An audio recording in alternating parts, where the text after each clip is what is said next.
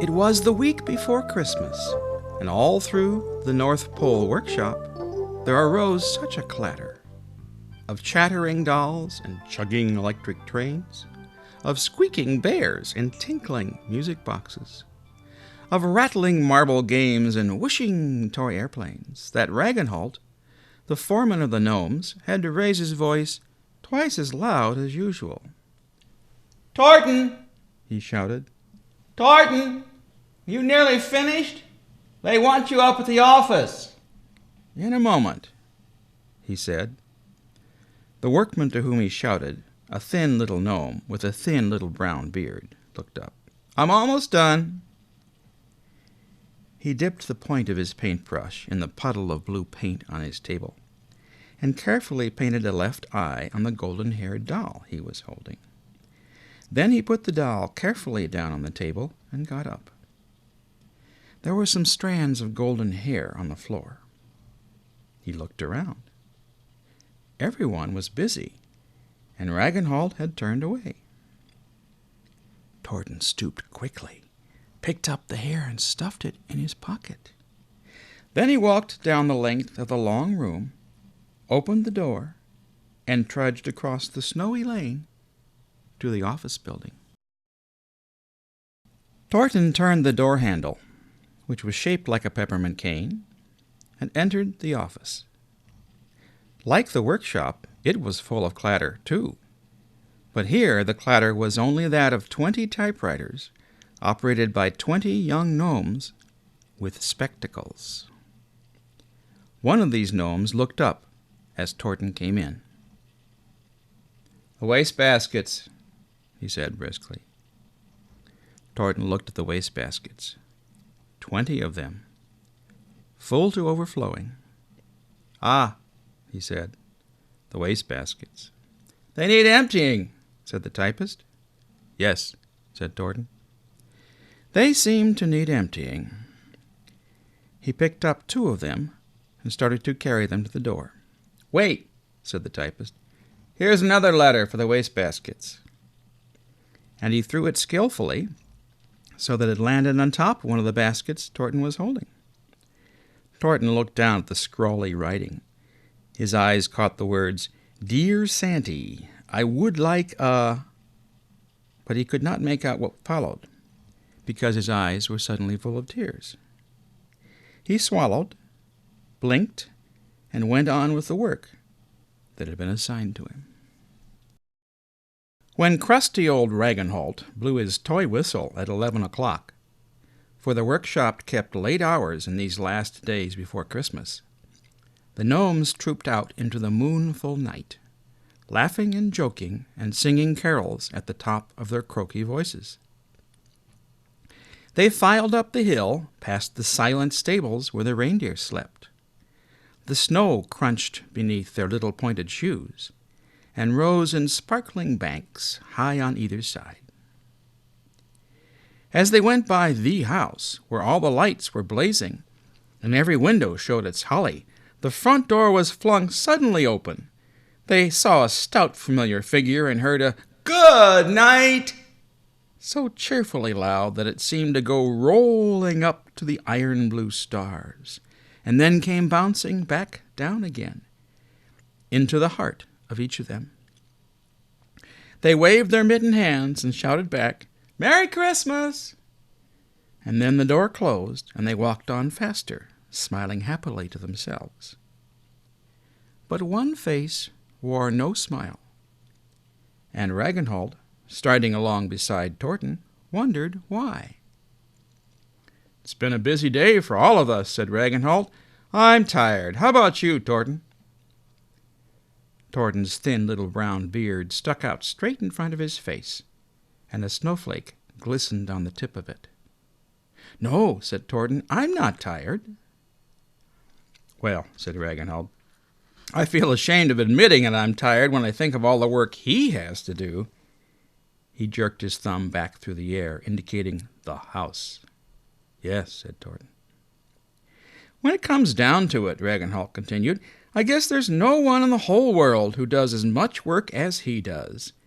reading every letter that comes to him from all the millions of boys and girls, and remembering all the things he remembers, which boys and girls were good and which were bad, and what all the good boys and girls want for Christmas, and then the big job he still has before him on Christmas Eve, when you and I can be snuggled cozily in our beds with our jobs finished until next year.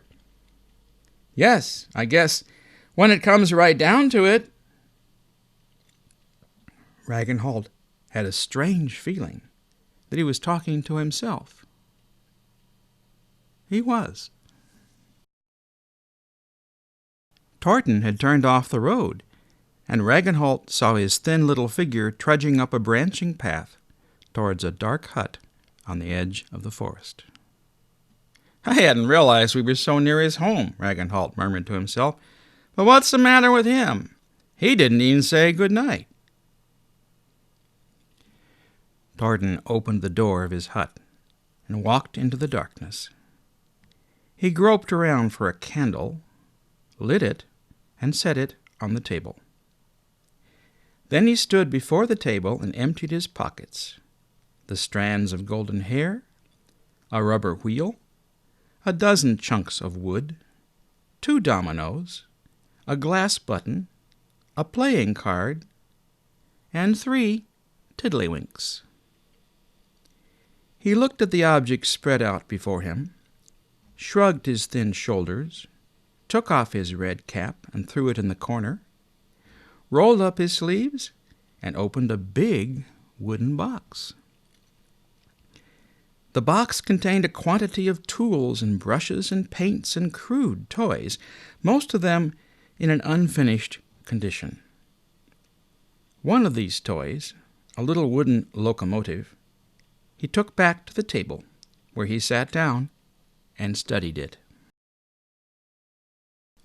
The locomotive had 2 wooden wheels, and one slightly larger one made of iron. He picked up the rubber wheel he had brought from the workshop and placed it where the 4th wheel should go. He frowned, twiddled his beard, and absent-mindedly put the tip of it in his mouth and chewed on it. A snuffling noise came from behind him. He turned around. The fat white head of a large polar bear was stuck through the open window, its chin resting on the sill, its friendly brown eyes twinkling a greeting. "Hello, Drusus," said Torten. "Hello, Torten," said the polar bear. Torten turned back to the table and continued his study of the locomotive. No more words were spoken for 10 minutes. Then the polar bear moved his head, in for a little more, snuffled a bit, and said, "That's a pretty, what do you call it?" "Locomotive," said Torten. "Locomotive," the bear repeated, and then said it several more times, as he did when learning any new word that he liked. "And it's not pretty," said Torten. "Look at it. 2 wooden wheels, an iron wheel, and now it'll have to be given a rubber wheel because it's the only thing I could find. And it's just a wooden locomotive when all the locomotives this year are made of iron and steel and chromium and—" He shook his head. "I think it's very pretty," the polar bear persisted. "Who's it for?" "Oh, just for a boy," said Torten. "A boy I know." "He'll like it," said the polar bear. "I know it's just the kind of toy I'd like if I weren't too old to play with toys. And you made it all by yourself?" Torten didn't answer. He was grimly fastening the rubber wheel in place. More minutes passed. The polar bear snuffled, then coughed and said, "You were going to tell me tonight what happened." "What happened where?" asked Torten. "After the prince's messenger came with a glass slipper," the bear said eagerly, "and the ugly stepsisters wouldn't let the girl come out of the chimney corner to try it on and laughed at her and all. You were going to tell me what happened." "Oh," said Torten. "Well, of course, the prince's messengers saw Cinderella in the corner and asked her, and it fitted her perfectly, and they were married, and lived happily ever after. Drusus raised his thick white eyebrows in astonishment. "Cinderella married the prince's messenger," he said. "I'd have never dreamed in a million years it would come out that way. Why, they'd never even met before." No, said Torten. "Cinderella married the prince, of course. I'm sorry, Drusus. I'm afraid I can't tell any story properly tonight. There's so much work to be done." "But I thought you had the day's work done," Drusus said. "Every night you keep on working here long after the others have gone to sleep, and you've never told me why." Torten thought for a moment, then said, "Can you keep a secret?" Drusus thought for a moment, then answered, "I don't know. I never had one." "Well," said Torten, "I can't keep this to myself any longer. Drusus, do you know what happens on Christmas Eve?" Drusus' eyes gleamed happily. "Of course I know that," he said. "Everybody knows that. That's no secret. How the star shines and the sleigh bells ring and the reindeer dance and he goes flying off and everybody sings for joy." "And you know about the children and the stockings?" "Ah, yes," said Drusus excitedly, his words tumbling over each other. "They hang up the stockings, and he comes flying to the roof and takes his bag and goes down the chimney and fills all the stockings with care, and they leave little lunches for him, and all over the world, and down the chimney, and the toys and all, and they wake up in the morning and they clap their hands, and everybody knows that." Torten twisted his beard with his thumb and finger, and his eyes were dim. "Yes," he said, "it's a wonderful work. But what about the stockings that aren't filled?" "What do you mean?" said Drusus. "I mean," said Torten, "there's a rule about good children and bad children.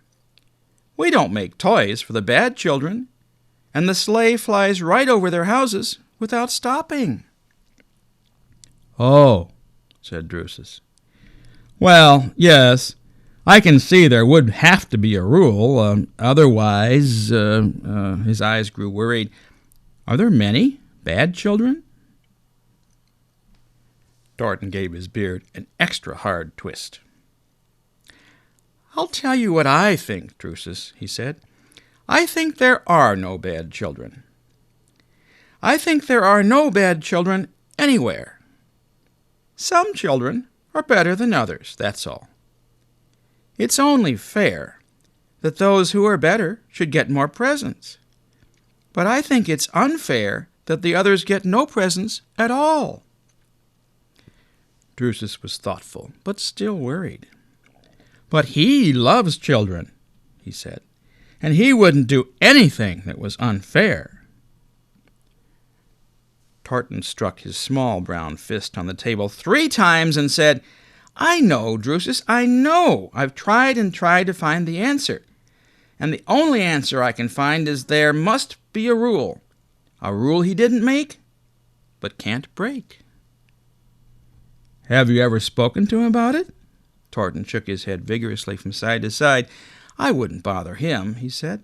"He's so busy all year that I wouldn't want to take even a minute away from him.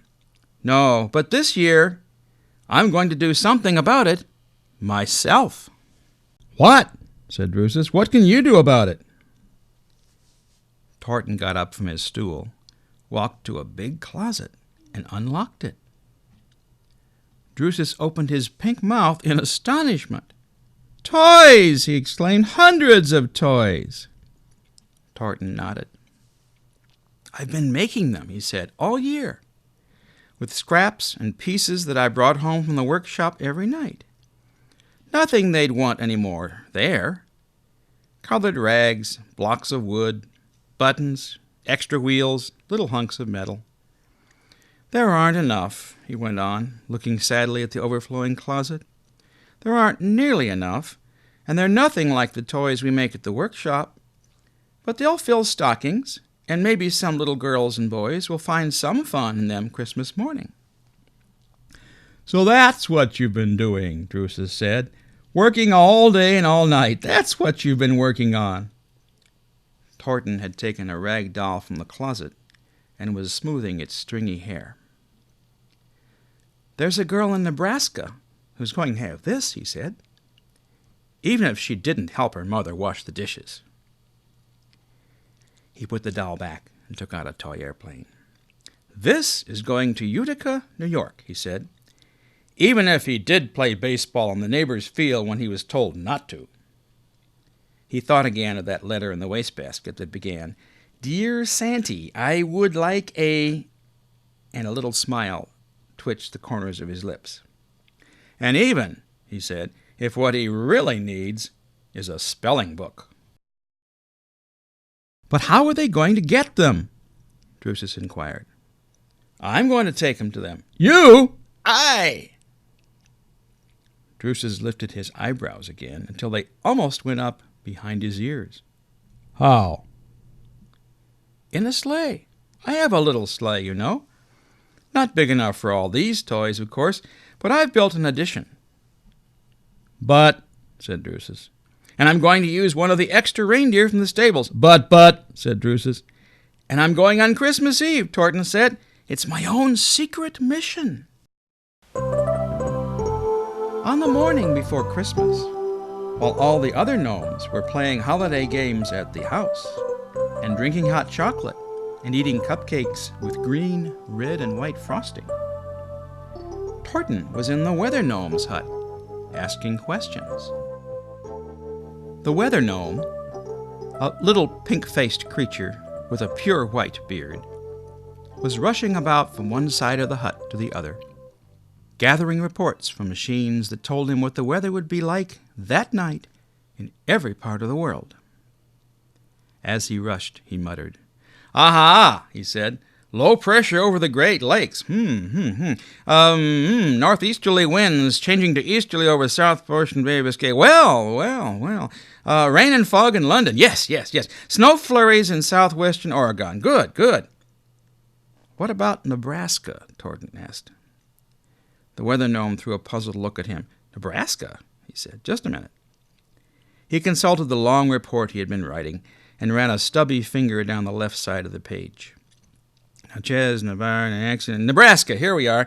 Cold and windy, with scattered snow and west portion ending towards daybreak." He squinted curiously as he saw Torten write this information on a scratch pad. "I didn't know you were so interested in the weather, Torten," he said. "Oh, yes," said Torten. "I'm very much interested." "I love weather," the weather gnome burst out happily. "All kinds of weather. Take snow now. There's a wonderful thing for you. All those little white flakes in perfect designs. And lightning, all golden bright in a dark afternoon sky. And simoons and monsoons. Simoons and monsoons," he repeated. "I love those names, don't you? Simoons and monsoons." A bell rang on one of his machines, and he dashed off to watch the latest report coming in. "Well, if that isn't a coincidence," he cried. "Monsoons over Madagascar." Torten wrote it down. At 4:00, Torten stood with a crowd of other gnomes in the stable yard, watching the reindeer being brought out to their places in front of the sleigh. The sleigh itself, gleaming red and white, was already loaded with its countless packages. As each animal came from the stable, cheers went up from the gnomes. "Hooray for Dancer! Hooray for Vixen!" they shouted. "Hooray for Donder!" And the reindeer proudly tossed their lovely heads in response, and the tinkling bells jingled on their harnesses. One by one, the reindeer stepped into their accustomed places, 8 of them, and then 2 more, and then another 2. Torten tapped Ragnhold on the arm and asked nervously, "He's taking more reindeer than usual, isn't he?" "Oh, why, yes," said Ragnhold. "There are more presents than usual, didn't you know? He's taking every reindeer in the stable tonight." Torten felt as though his heart had dropped into his left boot. With all the reindeer gone, how could he go on his secret mission? Another cheer went up as the last animal made its appearance. But Torten could not cheer. He watched glumly as Snapper, an alert young gnome in a green and yellow coat, hopped into the sleigh and picked up the reins. "Giddy up," said Snapper. The reindeer drew up their heads, lifted their feet from the ground, and started their graceful flight to the house. "Hooray!" shouted Ragnhald. "The time has almost come. I can hardly wait. Can you, Torten?" He turned and found that Torten had not waited, but was walking off slowly, with head bent and hands clasped behind him. As the hour of sunset drew near, Torten sat on a bench just outside the door of his hut, brooding. He heard a seal bark far off on the Arctic ice. He heard the whistle of the wind in the forest. He heard the hum of many voices in the direction of the house, where everything was being made ready for the flight. On every other year, Torten had added his voice to that hum, and of course he would be on hand this year when the sleigh went into the air. But the failure of his plan saddened him, and the thought of all the children who would be looking at empty stockings next morning seemed more than he could bear. Another sound joined the bark, the whistle, and the hum. He heard a snuffling, and soon Drusus came lumbering around the corner of the hut. "Hello," said Drusus. "I was just coming to wait for you. I didn't think you'd be here yet, but I wanted to come and say goodbye and good luck." "Thank you," said Torten. "When are you going?" Drusus asked. "I guess I'm not going," said Torten, and he told Drusus what had happened. Drusus shook his shaggy head in sympathy. "That's too bad," he said. "That's very too bad. After all the work you worked." "It's not the work," said Torten. "I don't mind the wasted work. It's—" He bit his lip and looked at the ground. "I know," said Drusus. He waddled over and rubbed his cold, wet nose on Torten's cheek. "I wish there was something I could do." Torten raised his head slowly and stared at Drusus, and a look came into his eyes that made Drusus rather uneasy. "Of course," said Torten. "Why didn't I think of that before?" "Is it a riddle?" Drusus asked hopefully. "Can you fly?" said Torten. "That's an easy question," said Drusus. "No." "Have you ever tried?" "That's another easy one." "No." "Then how do you know you can't fly?" Drusus sat down. "That's a harder question," he said. "I'll have to think." He thought, got up, walked around in a slow circle, sat down again, brought one paw up to his mouth, looked at the sky, got up, shook his head, and said, "It stands to reason." "Why?"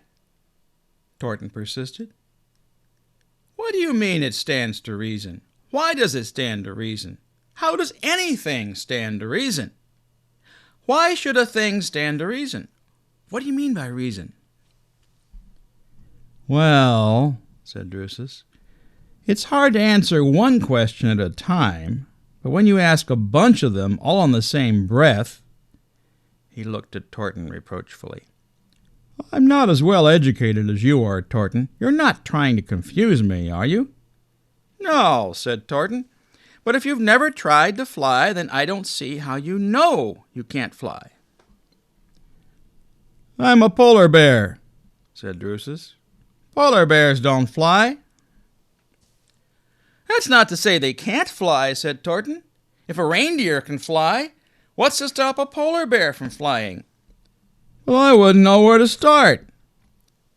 "I've never flown either," said Torten, "but I imagine you start the way the reindeers start, by taking your feet off the ground." Drusus looked down at his 4 heavy white feet. He lifted one of them. "Good," said Torten, "that's the way." Drusus lifted another. "It's working," said Torten. "You're on the right track now, Drusus." Drusus lifted a third foot. "Why, you're wonderful, Drusus," Torten cried. "Splendid! Didn't I tell you could do it?" "Yes," said Drusus, "but it gets more difficult from now on." "I don't see why," said Torten. "You've already taken 3 feet off the ground. There's only 1 left, isn't there? And if you can lift 3, you can certainly lift 1. "Well," said Drusus, "when you put it like that, it does sound easy. I'll try." And he lifted his 4th paw from the ground.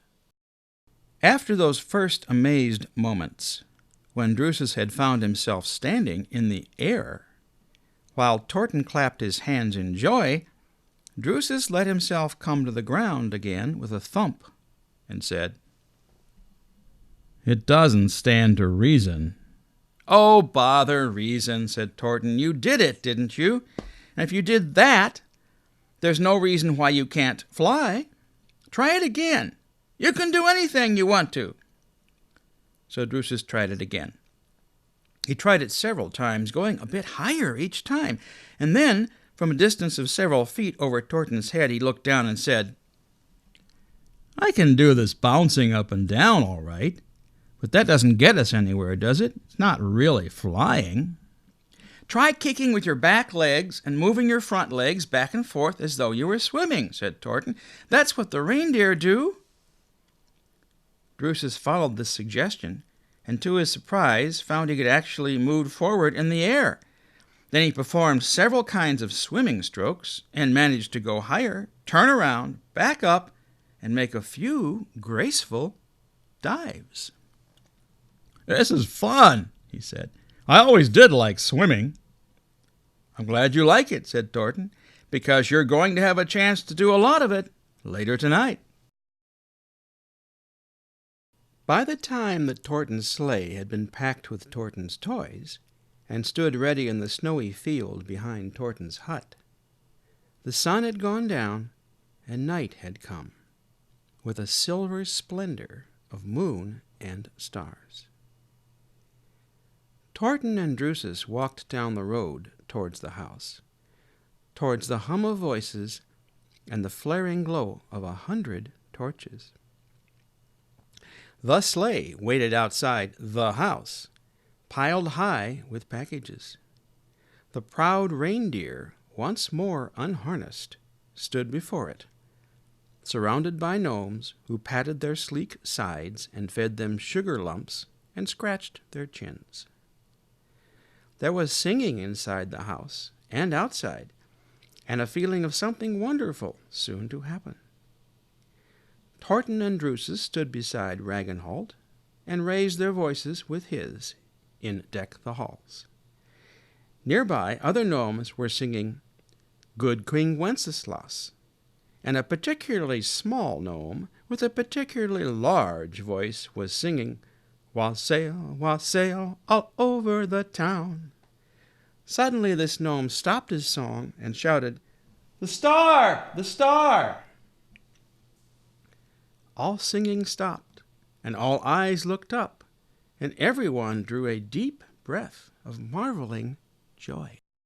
High over the pole, a single star had appeared, and even as they watched, it grew and glowed with a brighter gleam, until even the light of the moon was dimmed, and the world was bright as day.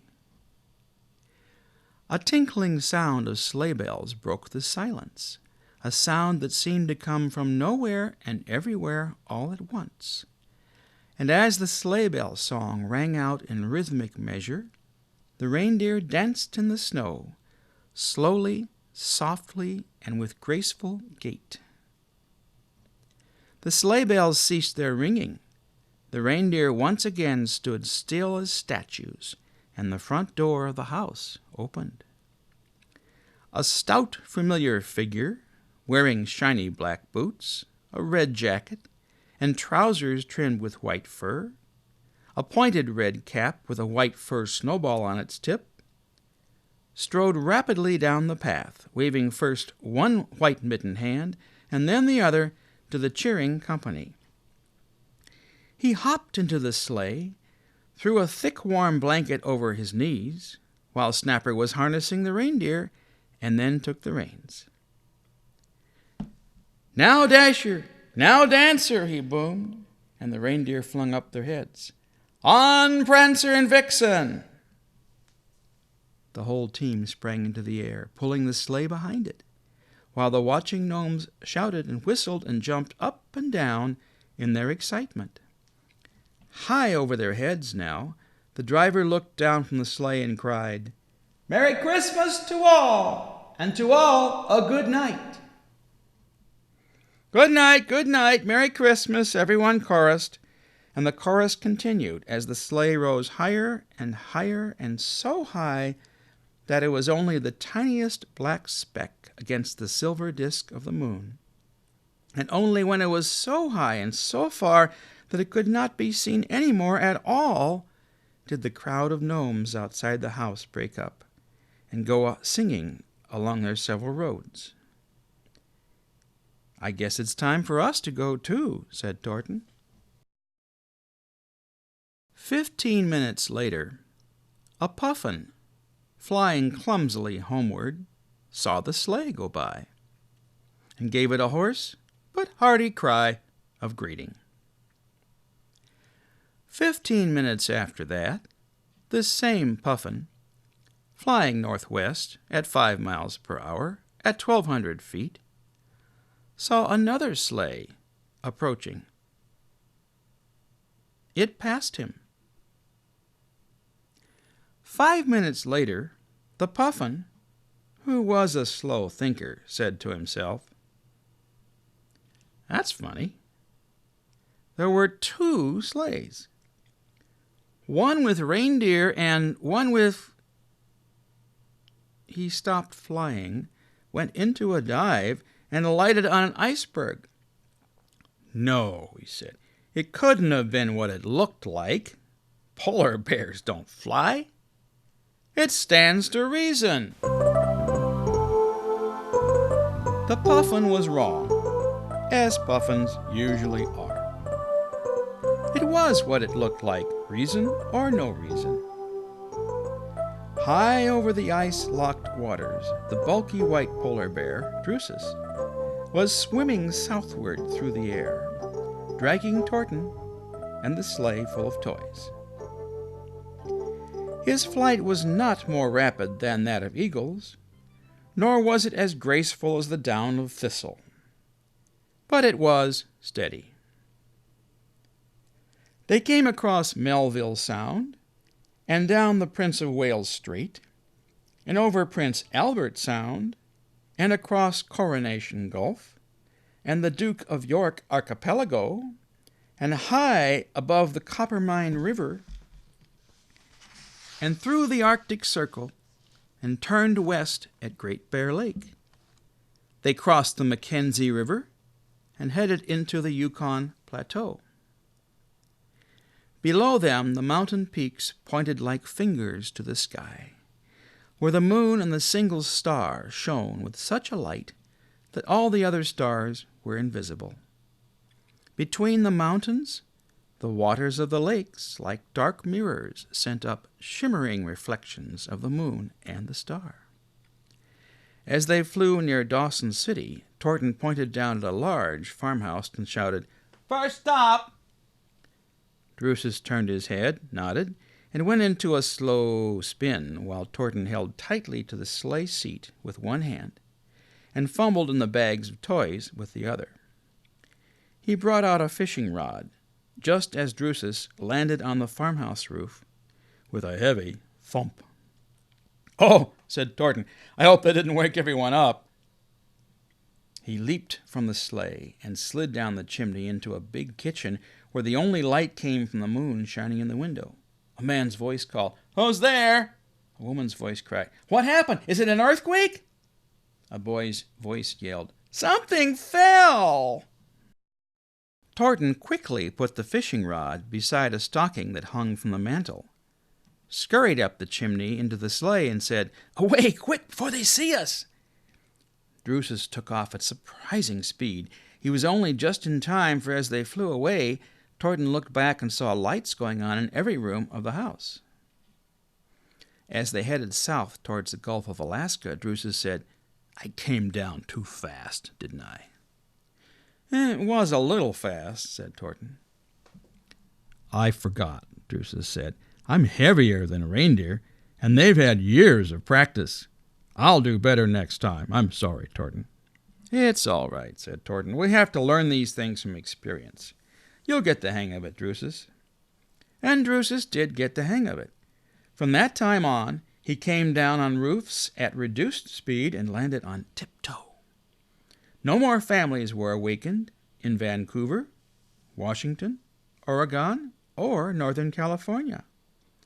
As they moved into Southern California, the roofs became flatter, and on flat roofs, Drusus was wonderfully calm and confident.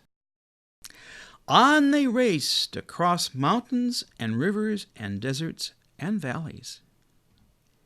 A rag doll stuck her tousled head from the top of a stocking in a kitchen in Nebraska. A box of marbles rattled down to the foot of a green sock in a ranch house in Nevada. The locomotive with the ill-matched wheels made a Chicago stocking chunky. A dozen crayons and a pad of paper were left on the table in a Mississippi cabin for a little girl who had never had stockings. And the boy in Utica would wake up to find a toy airplane beside his bed.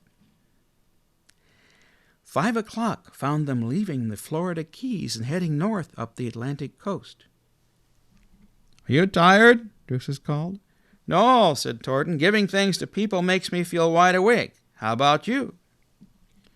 "Oh," said Drusus, "I never get tired. I sleep so much.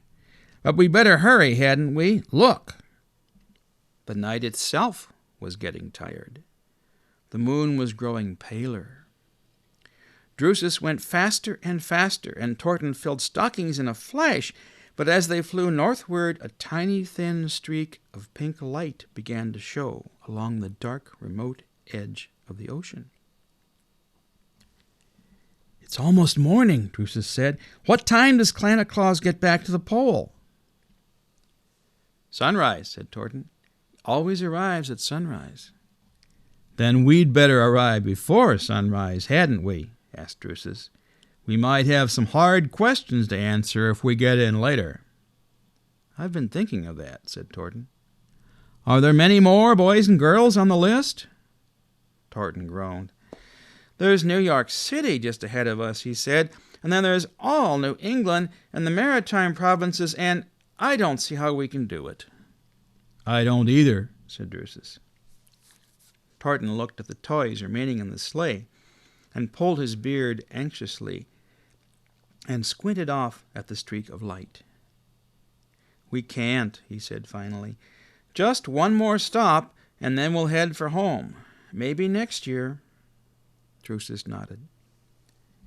"It's very too bad," he said, "but you've done a lot for one night, all things considered."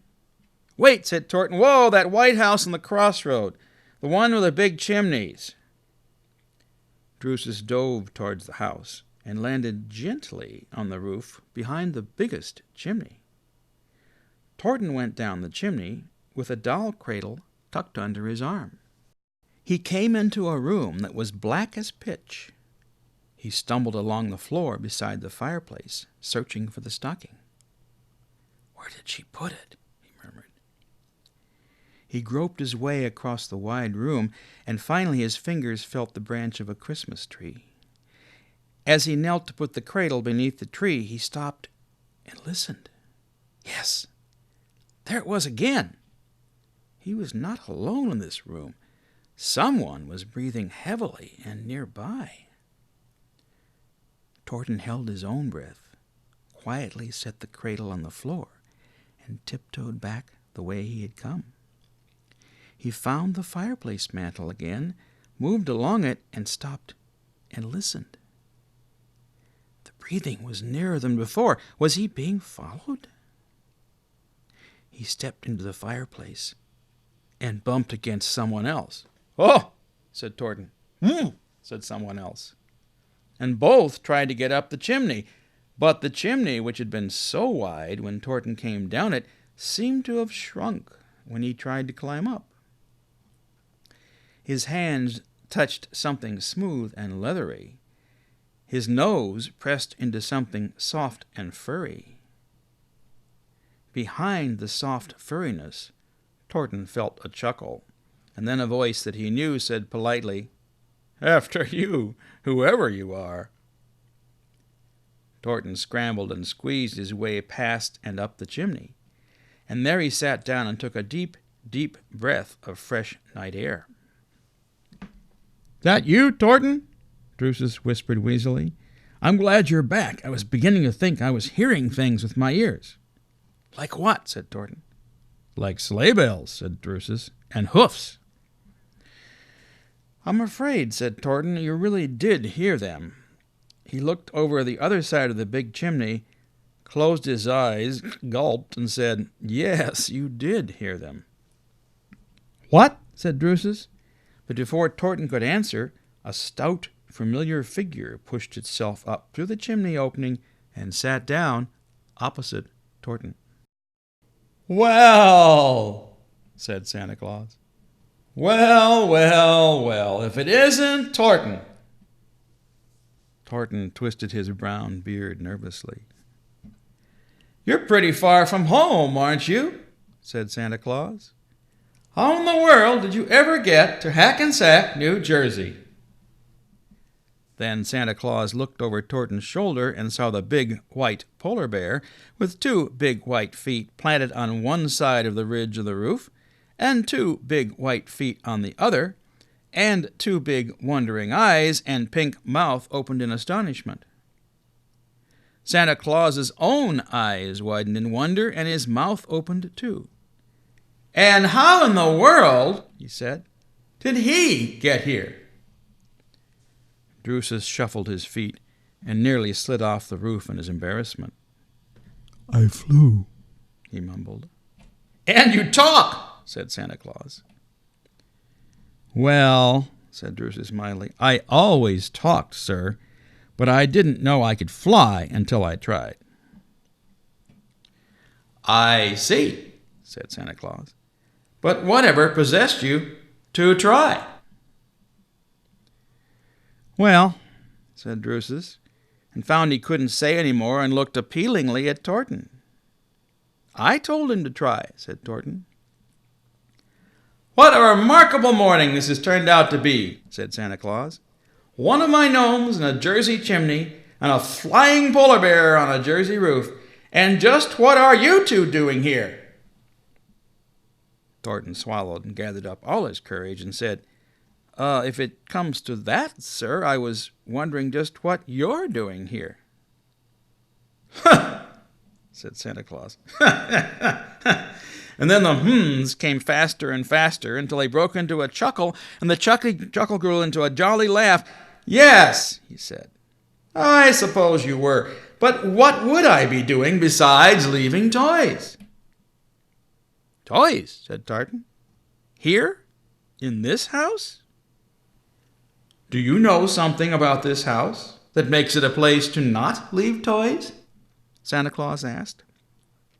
"No," said Torten, "but there's a little girl. She didn't brush her hair when she was told to, and she said she was never going to brush her hair again, and she threw her hairbrush and broke a mirror," said Santa Claus calmly. "You know it?" Torten said, and then bit his tongue because, of course, Santa Claus knew it. "That was a pretty wild tantrum, wasn't it?" said Santa Claus. "Nothing like some I could tell you about, but still, temper. Too bad, because she looks so lovely when her hair's nicely combed, and her face gets all screwed up like a corkscrew when she's in a temper." "But you left her a toy?" Torten said. "Certainly," said Santa Claus. "Didn't you?" "That's different," said Torten. "Her letter was in the wastebasket." "Ah," boomed Santa Claus. "So that's how you came to know about her." The night was still so dark that Santa Claus couldn't see how red Torten's face had become. "Those wastebaskets now," said Santa Claus. "I don't like wastebaskets, but you know what it's like at the pole. I read all the letters, but I keep the ones from most children in the golden book, but the others I don't keep." "No," said Torten, I know, I empty the wastebaskets." "The others I don't keep," Santa Claus continued, "I just remember. Did you know that?" Torten was silent and stared at Santa Claus with eyes that were beginning to understand. Santa Claus knocked his hand against his head. "There are no wastebaskets up here, Torten," he said. "And when I got other letters in later years from the children who've put aside their tantrums and their stubbornness and all, they go into a very special book indeed. There are no bad children anywhere. Some children are just better than others, that's all." At this point, Drusus snuffled excitedly and nearly fell off the roof again. "That's what you said, Torten. That's what you said to me, remember?" Yes," said Torten in a small voice. Do you, said Santa Claus. "I'm glad we agree. But we can't stay here, even for such an interesting conversation. It's almost morning, and I've still got so much ground to cover that I'm sure I'll never be able to do it all. Why, there's a girl in Nebraska who wants—" "A rag doll," said Torten. "She got it." "Eh?" said Santa Claus. "You?" "Yes, but there's a girl in Chestnut Hill who wants—" "A toy piano," said Santa Claus. "She got it." "Oh," said Torten. "You?"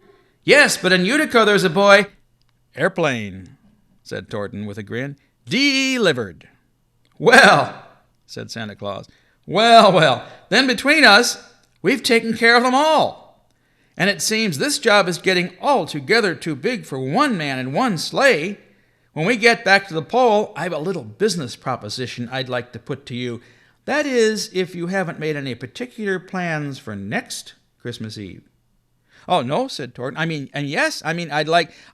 If you like, bless you," said Santa Claus. "The sun'll be up before you say what you mean. Let's be on our way home before we meet the milkmen." Torten, about to step down from the chimney to his little sleigh, felt a mittened hand press his arm in a friendly grip and then a pat on his back. "Thanks, Torten," said Santa Claus. Torten, glowing with happiness, slipped into the seat of his sleigh. He heard the sudden tinkle of bells on the other side of the chimney and then a voice— "Hey, Donder! Hey, Blitzen!" Santa Claus, the sleigh, and the reindeer soared into the sky and waited. "Hey, Drusus!" shouted Torten. Hey, Drusus shouted and left the roof, pulling Torten and the little sleigh behind him. As they came abreast of Santa Claus's team, Torten called, "Santa Claus!" "Yes?" "There's something I still don't understand." "Eh?" "I always thought there was a rule." "There is," Santa Claus called back. "There is a rule. But love has never lived by rules since the world began." He waved and whistled to his reindeer, and both sleighs shot off together like arrows towards the north, leaving the sleeping world to awake to a merry Christmas day.